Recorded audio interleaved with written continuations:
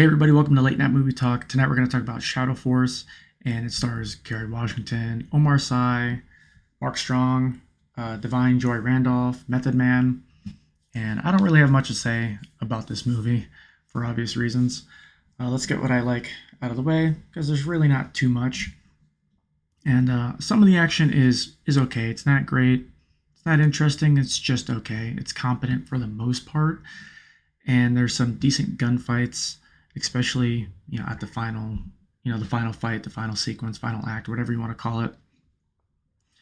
And there's a chase scene towards the middle of the movie, and that felt underwhelming because they introduced like this badass car. It's got a bunch of mods done to it, like armor and stuff like that, and they barely used it.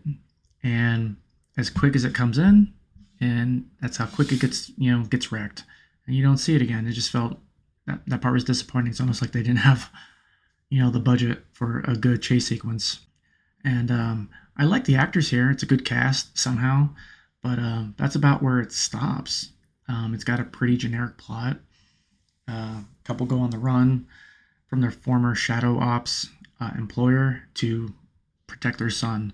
They split up so she can hunt the other unit members before they can find them and kill them.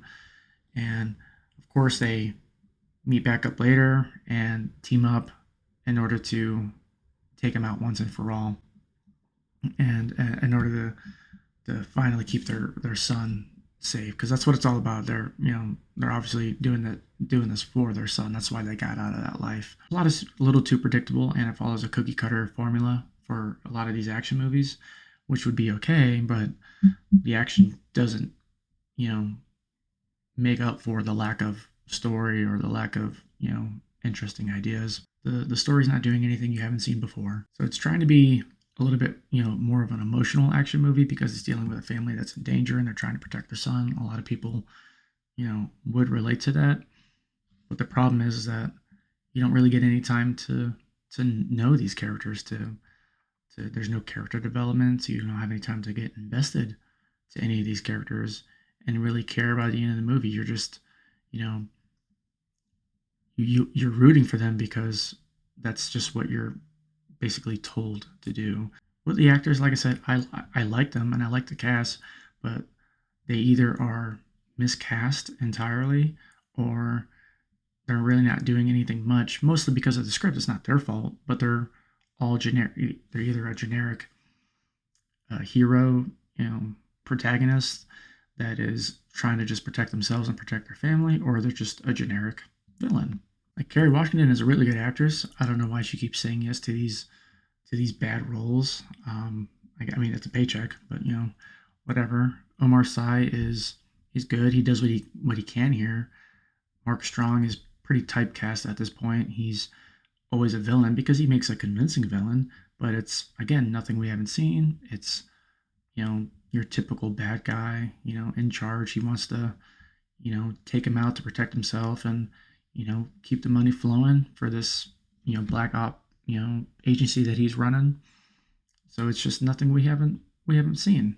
Biggest miscast here is going to be Randolph.